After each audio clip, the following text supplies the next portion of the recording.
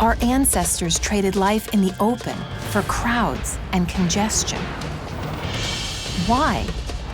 When for most people, life became tougher.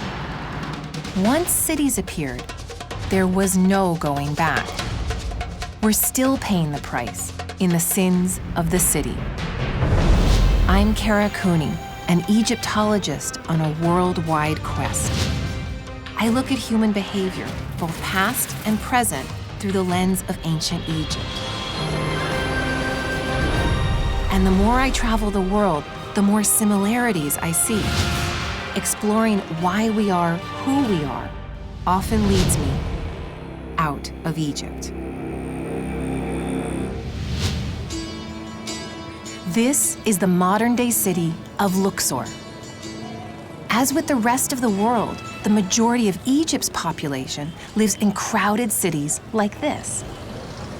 But it wasn't always this way. Not long before the ancient Egyptians began building their greatest monuments ever, the very concept of a city would have been unheard of. Cities are a relatively recent invention.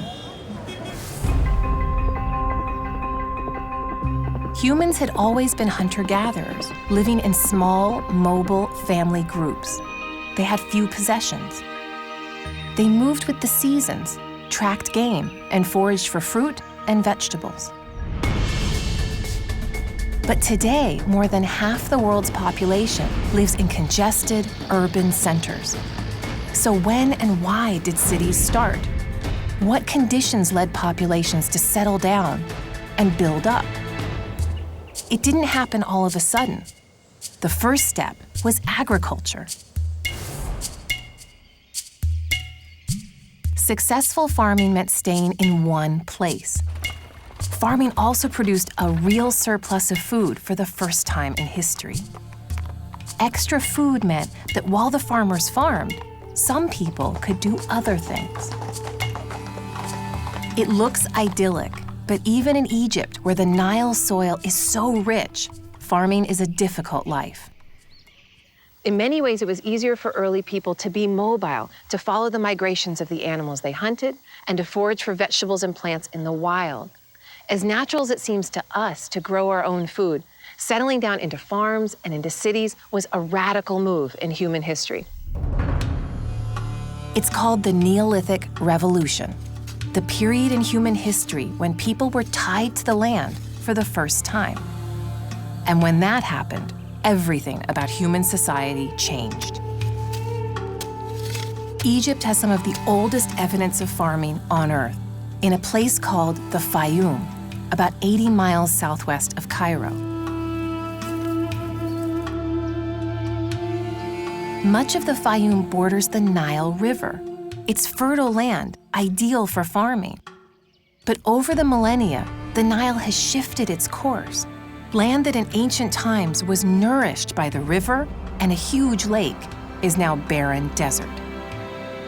It's in one of these arid regions where my colleague, Willeke Ventrich, has recently unearthed evidence of an ancient farming community dating to 5500 BCE, 3,000 years before the first pyramids were built.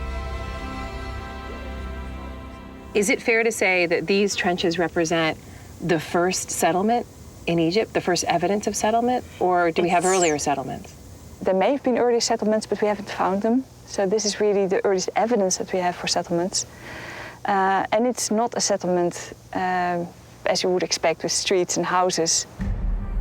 Willeke's team studies layers of material deposited by people over time. It's called stratigraphy. Dark layers of ash reveal that the ancient settlers built fires in permanent hearths. This tells us that people lived on this spot for decades, something they could only do if they had control over their food source. And the only way to have had that control was to raise crops and animals instead of hunting and gathering. They're not only doing wheat and barley, so agriculture, but they also have sheep, their goats, their pigs. We found a lot of pig as well.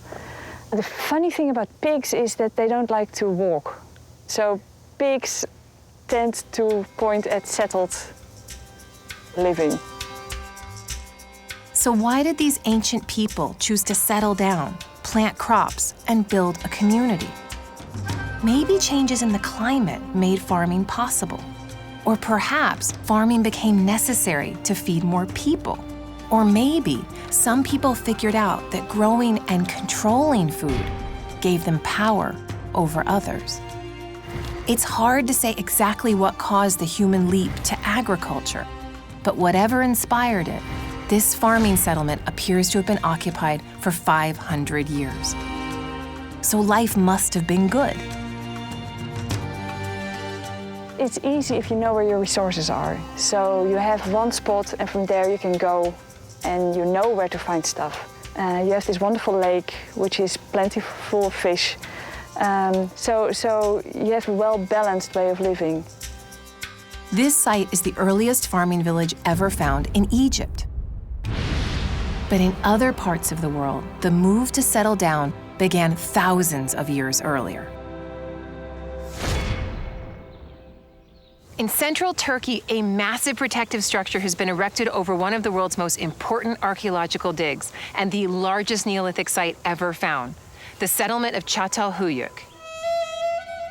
People began to settle here almost 2,000 years before the first farmers appeared along the Nile.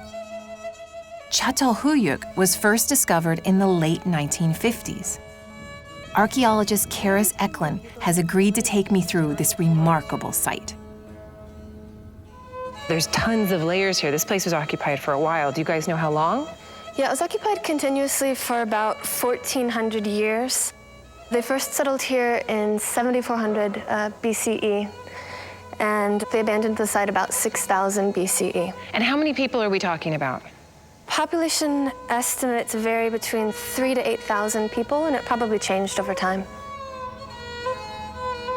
So the site is not only older, but much, much bigger than the Fayum site in Egypt. This is one of the world's very first cities. The homes at Çatalhöyük were built from mud brick or adobe in rectangular shapes. Wooden posts supported roofs made from packed mud and reeds. Each building had 1, 2, or 3 rooms separated by thinner walls. We look at a place like this, people living in 4 walls, and it seems completely normal. But in a way, this is absolutely radical for people who used to be free and mobile, moving about the countryside, to cramp themselves into this kind of a living space. Yeah, and the houses that they lived in here, too, are a lot different than the houses that we live in today. They're much smaller, for one thing. There's actually no room in between the walls of the houses. They built their homes so close together, sometimes they shared walls, sometimes they're only centimeters apart, so that there were no streets. And we think that they moved about on the rooftops and descended into homes through holes in the ceilings. Homes probably accommodated 8 to 10 people each and were clustered next to each other like a honeycomb. Archaeologists have unearthed 18 layers of construction at Çatalhöyük, a depth of nearly 7 stories. The average lifespan of a building was about 80 years. And when people were ready to abandon a building, they went through a very special process. They first cleaned the whole house. They scrubbed the floors, they scrubbed the walls, they dismantled the roof, took out the posts, and they collapsed the upper halves of the walls. Then they very carefully filled in the rest of the building with dirt, and they built the next house directly on top. Archaeologists here have found 4 houses directly aligned over an earlier one, with the walls, ovens, and hearths in exactly the same place. So in this ancient city, there's a remarkable continuity over time. There are several theories about who lived at Çatalhöyük. Some archaeologists think they were all farmers who worked the rich floodplain surrounding the city. But others think at least some of the residents may have been free to pursue other occupations because there was plenty of surplus food. If you think about all of the functions of a modern town, churches, cemeteries, industrial zones or factories, residences, At Çatalhöyük, what we see is all of those places brought into one place, into the home. They're burying their dead underneath the floors. They're cooking and eating and living in the main room. So everybody's living their own discrete life packed into this town. Yeah, but at the same time, of course, you have this balance because you're also living in a community with 5,000 other people. For the residents of Çatalhöyük, this dense lifestyle brought dramatic new challenges, like how to cope with human waste, filth, and disease. At Çatalhöyük in Turkey, archaeologists have been working for years to excavate these Neolithic houses, some of them over 9,000 years old. They've reconstructed one of the ancient homes, and they call it the experimental house. Go downstairs. It gives us a glimpse of what life was like in one of the world's very first cities. We've got the entrance hole here. People would have come down on a ladder or some sort of stairs. We've got the oven directly underneath the door to let the smoke out. And the door really would have been the only source of ventilation or light because we don't have any evidence of windows. And it's not that dark, it's pretty bright. When you whitewash all of this, it reflects off of here and it creates a bright room.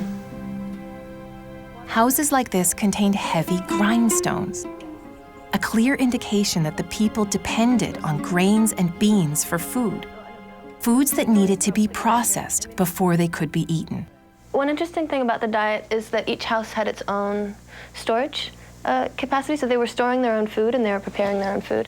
You need big grinding materials like this to actually be able to eat the food. So these people can't just pick up and go. They'd have to move all of this material, and you can't take this with you. This is immovable property. Yeah, they're definitely committed to staying here. And we see that particularly in the artwork, too. This is a replica of an original. Yeah, this is a replica of a painting. It's been interpreted in different ways. Some say that this here is a volcano. It's called Hasan Dağ, and on clear days you can see it from the site. Some people think that it's the eruption of a volcano, and that these blocks here represent the houses of Çatalhöyük. An alternate interpretation is that this is a leopard skin, because we know that leopards were very important. Life in Çatalhöyük appears to have been efficient and reliable. These ancient people clearly had worked out how to successfully stay in one place in close proximity over time. But with the first dense human settlements in history came a number of unintended consequences. With a population of 5,000 living in the same space year after year, never moving to a cleaner location, hygiene was bound to suffer. And although it's hard to see in the skeletal remains, infectious diseases and parasites like tapeworms and lice were probably rampant. The move to city life was a slippery slope. So what about trash? How did they deal with it here? So they actually threw away their trash on site. There were some spaces in between the buildings that we now call midden areas, or trash refuse areas. This is where they disposed of all of their domestic waste, the human waste. It must have been really smelly. It must have been. It probably was, and we wonder about that. It's probably smelled. It probably attracted flies. Mice probably lived in the little spaces in between the buildings. When you consider the downsides, like infections, disease, and vermin, life in the crowded and cramped conditions of Çatalhöyük hardly seems like a step forward. So what was life like before the Neolithic Revolution, before permanent settlements? One way to understand is to find a culture that still follows a hunter-gatherer existence. There are very few of these people left, and most of them live in remote, inaccessible places. But fortunately, there are people with a living memory of this lifestyle, much closer to home. The state of Oregon is where the Plateau tribes live, the Umatilla, the Cayuse, and the Walla Walla. These Native Americans still practice hunting and gathering. Although they live in permanent towns and cities most of the time, for several weeks each year, in the spring and fall, they leave the urban world behind and return to the mobile lifestyle of their ancestors. Brian Connor and Ken Hall are tribal hunters. Why do people of tribal descent still try to live in the old ways as a hunter-gatherer? If you can have one person behind that can still speak the language, still knows how to hunt and gather, still knows the customs, out of maybe 100, if you have one person there that can still do that, then it's alive. Bobby Connor is director of the Tribal Cultural Institute, where she teaches the old ways to new generations. Now, the Plateau tribes have been in this area, you think, for about 10,000 years? At least 10,000 years. And they never lived in cities. They always lived in smaller settlements?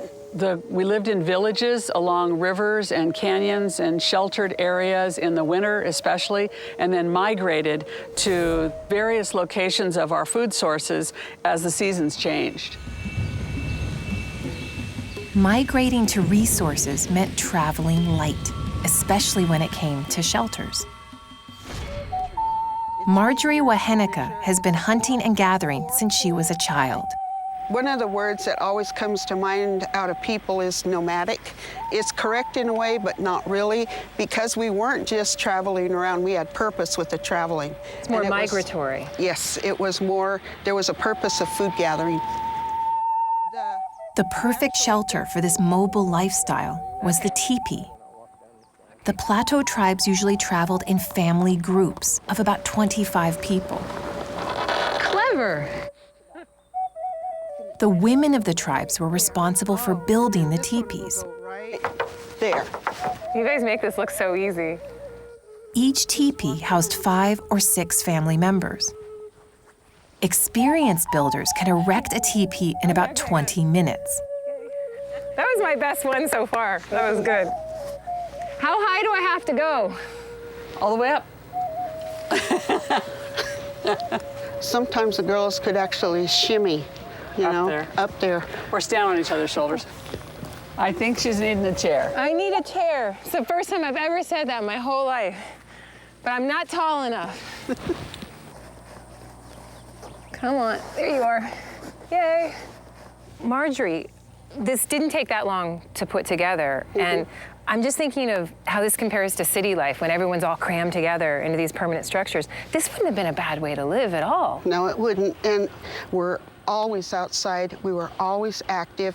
So you're hunting, you're gathering, you're riding horses, you're camping every now and then in teepees like this. It's a very healthy lifestyle. Very healthy. It wasn't until the non-Indian came in that we started developing all of these diseases, all of these things that restricted the length of our life. The new diseases restricted more than just the length of the Indians' lives.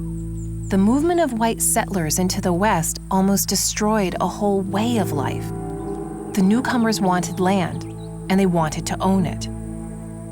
Now, as farmers and grazers moved in, did they build a lot of fences and shut down the hunting that you guys were doing? It changed it. It was a whole new concept. We couldn't get into an area we usually went seasonally, and then we had to go someplace else, and that just created more conflict. Though on a much smaller scale, and for only part of the year, the Plateau tribes of Oregon will carry on as long as there are roots and berries to gather and herds to hunt. The lifestyle that we did have, it was thousands of years proven.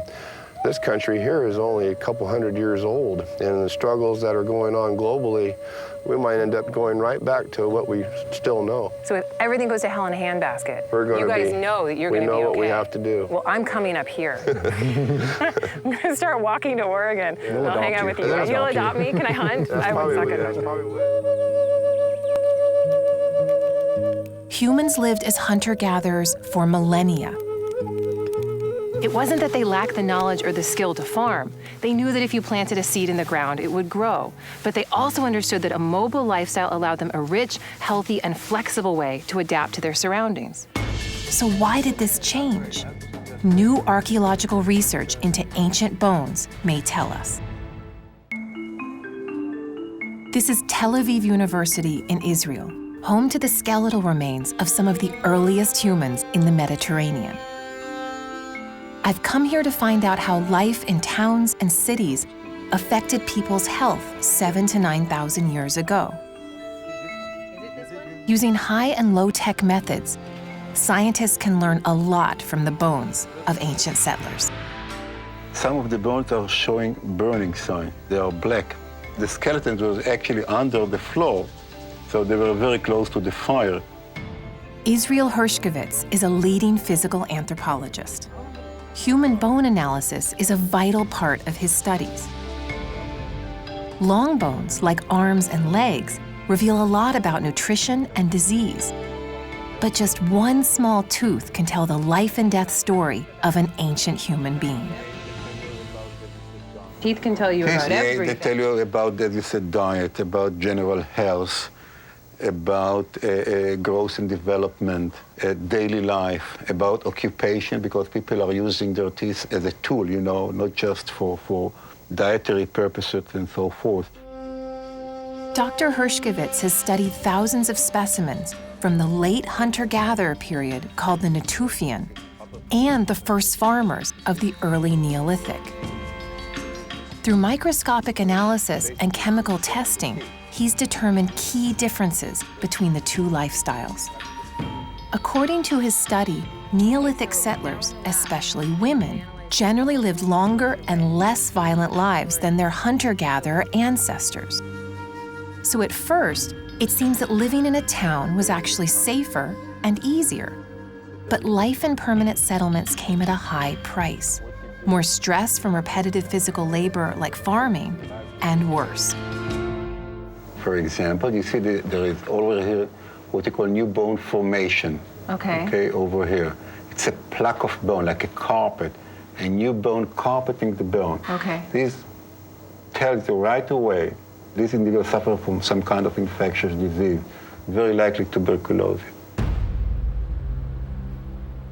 Once you are living within a contaminated environment and you live with the animals, with the newly domesticated animals, which brought a lot of diseases into the human population, this explains why such a high rate of inflammatory disease is found within the early farmer communities.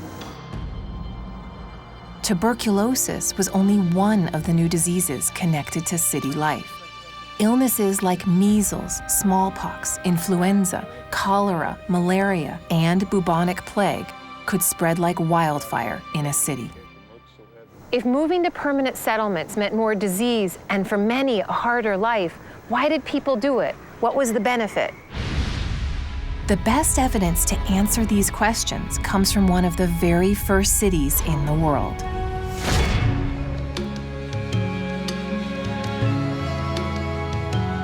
This is the modern city of Jericho. Today, about 20,000 people live here in the Palestinian territory near the Dead Sea. Jericho is believed to be one of the oldest continuously inhabited cities on Earth, first established around 10,000 years ago, probably even before the first settlement at Çatalhöyük. I'm climbing up on the oldest wall that we know of in history. It's over 9,000 years old, may even be older. And it doesn't look like much, but it goes down another meter, maybe another meter and a half. It's not just that. It's connected to this huge, round, monumental tower that has a staircase in the middle of it, probably the first staircase in all of human history. Most archaeologists think that a wall like this and a tower like this are built for defense. In cities, there was something to defend: stored food supplies and all the fixtures of settled life. For the first time in history, there was something beyond yourself and your family to protect. Jericho was a vibrant, bustling Neolithic community. Archaeologists think that each household would have amassed things of value over the seasons: stockpiles of food like grains and oil, and crafted goods. And it all needed to be defended. Residents wove baskets, created textiles on a loom, or tanned animal hides into leather. Others ground grain and baked bread, among the most time-consuming and back-breaking tasks in the ancient household. Precisely because Jericho was a resource-rich community, the massive walls surrounding the city were probably built to protect these valuable commodities. When hunter-gatherers had trouble, they could quickly move on, but the new city dwellers didn't have that flexibility. they had to stand and fight. Avi Gopher specializes in the Neolithic Revolution. The whole thing about agriculture is that you harvest and then you store it. While if you're a hunter and gatherer, usually you don't store anything. Because you're always moving around. You're going to where your grains are, you're going to where the animals are. It's part of the basic ethics of hunters-gatherers, not to store. To share equally, to use share equally and use immediate, with no delayed consumption. The minute you have it stored and some other peoples within the community or in other communities don't have enough, then politics go in. And with politics inevitably come power struggles over the ownership of land, a concept rarely seen with hunter-gatherers. For me, it's clear that when the Neolithic starts and you start harvesting fields that you've been sowing a few months earlier, then territoriality is becoming a major issue. This is the beginning of walls and wars and everything. What was once shared suddenly becomes a source of competition, conflict, and war. And that wasn't the only source of trouble. Some people inevitably were better at producing and protecting surplus foods than others. When people settled down, they began to amass wealth. This changed the entire social system, creating something else humans had never seen before: rich and poor. As villages became towns and towns became cities, the wealth and power of the emerging ruling class reached new heights. And once that genie was out of the bottle, there was no putting it back. In early cities like Çatalhöyük, and probably also Jericho, there was little difference in size or luxury between houses. So it appears that there was no wealthy elite. But over thousands of years, as cities evolved, the idea of rich and poor and the gap between haves and have-nots became familiar and accepted all over the world. This is the ancient city of Ephesus. Originally a Greek trading colony on the Turkish coast, it became part of the Roman Empire in the 2nd century BCE. It was a place for wealthy merchants, middle-class craftsmen, and dirt-poor slaves. Ephesus was established by the Greeks in the 4th century BCE. Under the Romans, it grew to become a leading port on the Aegean Sea, with a population of over 500,000. It was clearly a stunning city, a metropolis with marble-paved streets and marketplaces, a beautiful library holding 12,000 scrolls, and an immense amphitheater seating more than 20,000 spectators. Ephesus had all the markers of a full-fledged modern city: monumental buildings, a diverse population, jobs that defined social status, and a ruling elite who lived in opulent homes like this. I'm walking through ancient villas in the city of Ephesus, and this is amazingly well preserved. You've got mosaic floors, you've got wall paintings, atriums, fountains, all the kinds of things that the elites would have surrounded themselves with. You can see other rooms that would have been used for entertaining, rooms that have rich mosaics and beautiful wall paintings that just pop with color. The divide between rich and poor in Ephesus is easy to see. That's because here, as in cities throughout the world, the rules had changed. The few had determined how to extract taxes and labor from the many, and they became rich doing it. There's evidence of this exploitative relationship everywhere in the ancient world, including at an amazingly well-preserved archaeological site in South America. I'm on the Peruvian coast at an ancient site called Chanchan. From around the year 1000 to 1450, this was a sprawling city.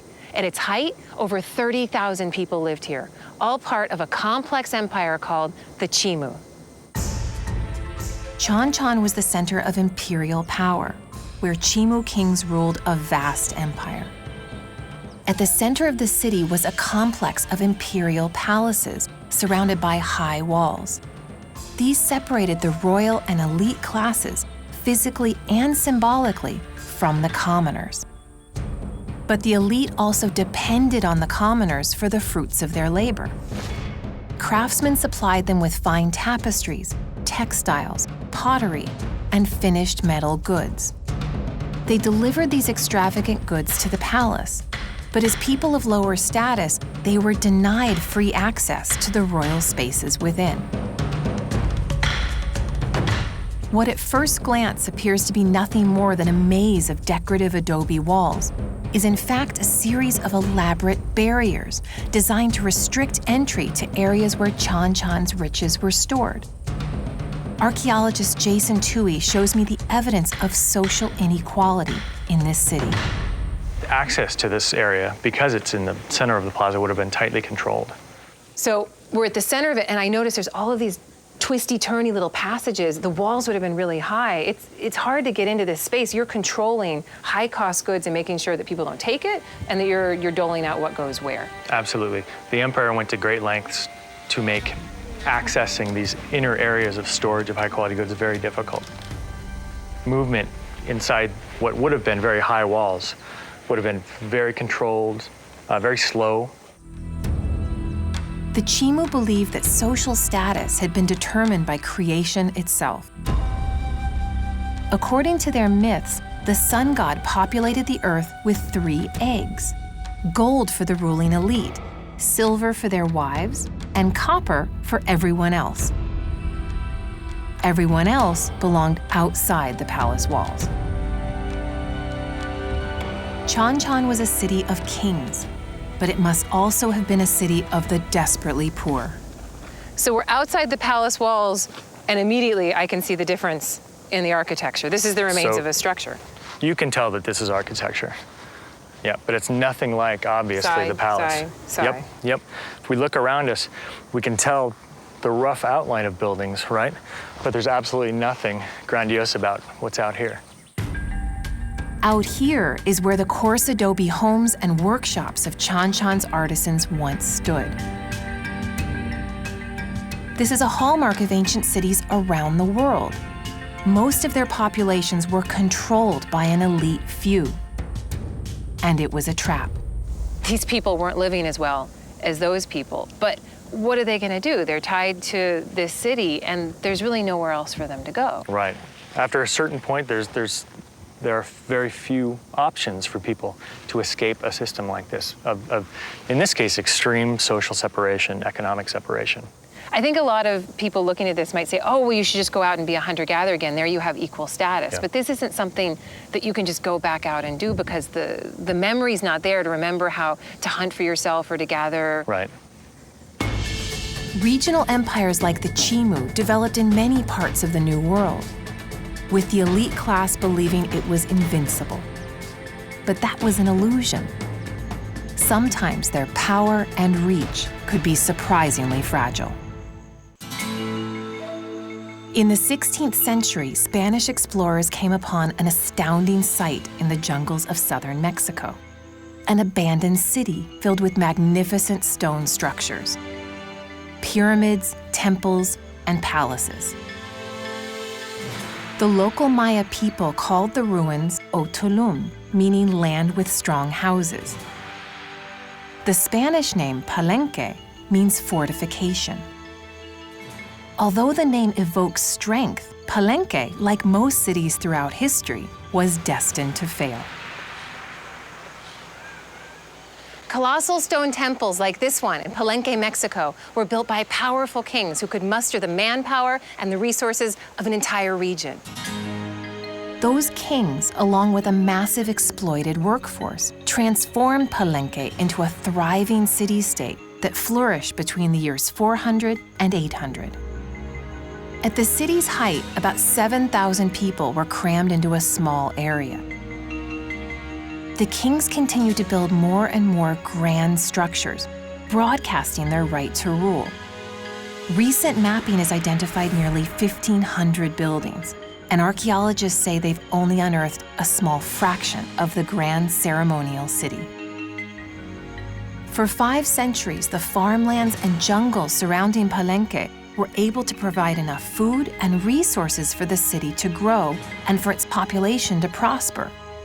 The location was good. Archaeologist Benito Venegas studies Palenque.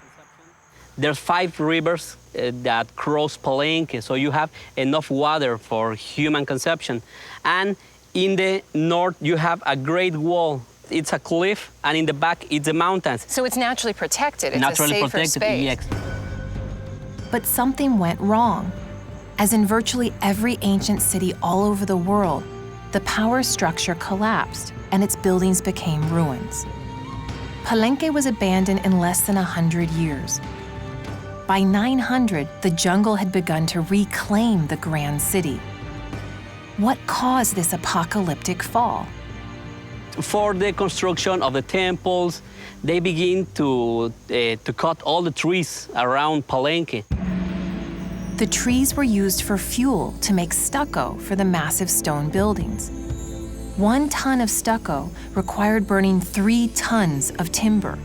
Wood was plentiful, but only for a while. When consumption outpaced supply, the jungle around Palenque disappeared. And without roots to hold it, the jungle's topsoil quickly eroded away. And without trees, you don't have enough soil to make your maize, your beans grow well.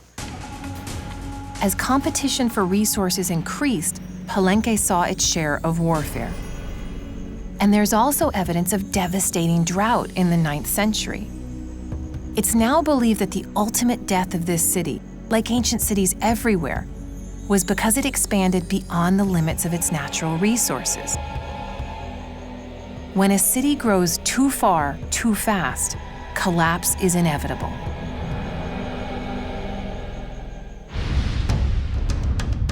Around the same time Palenque was falling, a city on the other side of the world was achieving prominence. Between the 9th and 15th centuries, the ancient city of Angkor in Cambodia was a vibrant, sprawling metropolis. Filled with magnificent temples, shrines, and palaces, as well as thousands of homes to accommodate a massive population. Angkor was the capital of the Khmer Empire, the largest and most powerful in Southeast Asia. Each new Khmer ruler expanded the city until it eventually covered over 1,000 square miles. It's the largest pre-industrial city ever discovered, larger than all 5 boroughs of New York City. Archaeologists attribute this remarkable growth to the city's highly sophisticated water system. In the year 2000, radar images from NASA revealed an intricate network of canals and reservoirs. This amazing feat of design and engineering captured water during the annual monsoon, then distributed it during the dry months for drinking and irrigation. The water system worked so well that Angkor continued to grow unchecked until the population had exceeded 1 million. Ironically, the elaborate waterworks that allowed Angkor to grow so big also probably led to its downfall. Over the centuries, it became harder and harder to maintain the colossal infrastructure. As the water system disintegrated, punishing droughts added to the crisis. The weakened city became increasingly vulnerable to invaders, who took full advantage. The causes of the collapse and abandonment of Angkor mirror those of Palenque and almost all other ancient cities. Overpopulation, unchecked growth, and the rapid depletion of resources eventually led these cities to fail. A grim lesson about the limitations of technology.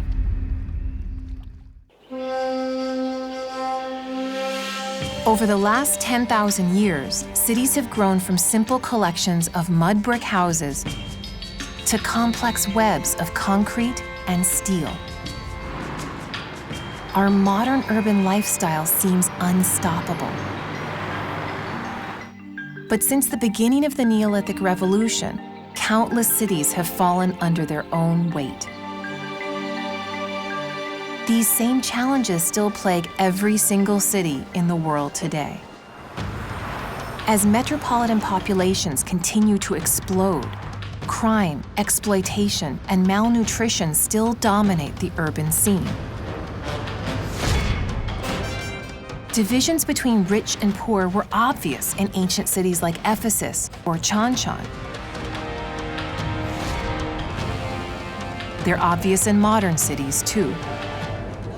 It seems to be the nature of cities to bring people together in a big, crowded space, then split them up according to ethnicity, occupation, religion, and status. Jerusalem is one of these cities where a densely packed, divided population competes for limited resources.